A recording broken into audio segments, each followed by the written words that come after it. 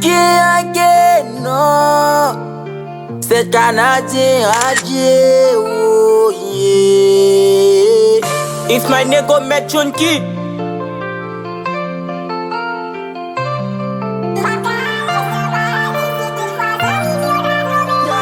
Yeah. Moi ak yo, nou pase an pil mati. Hélène ap grandi pou nou bagay yo bagay sak vin a charbon, sak vin a tiri. De baz la rey nou met kwe mou baga pase si. Le nou pren la rey nou tout net ki brigand. Le la polis debake nou tout ki pren baton. Patnem yo se frem san fe prezentasyon. Si yon ek taman em se te patnem ka fe. Baka alek nan paradis si tout fwa zanmim yo ta tombe nan l'enfer.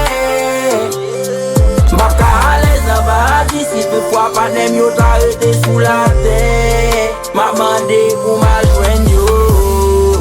Pok mwen ka boling ak yo. Baka alek nan paradis si tout fwa zanmim yo ta tombe nan l'enfer. Kotande de fwa nou kon nan diskisyon. Nou kon pete goume bagay ki ka fen nou an prison. Me kanmen nou de am yon solisyon. Patnem yo se prem, mesye se ve prezen. Patnem yo se prem, patnem yo si kem. E boutet sa mese, mwen vle pren. Nou leve ansam, nou grandi ansam. Bare pou ki sa, pralte tou frem. Le makim leve, nan basa manke.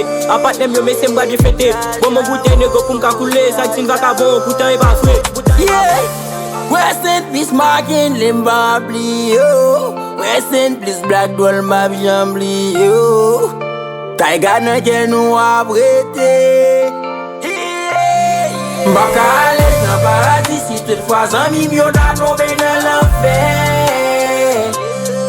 Baka alek nan paradis si tout fwa patnem yo ta rete sou la terre. Ma mande pou ma jwen yo. Pok mwen ka boling ak yo.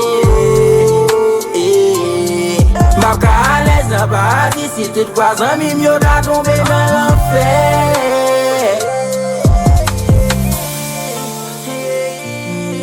Patnem yo, frem yo. Yeah. Set Canadien. Nan fè 18 ans.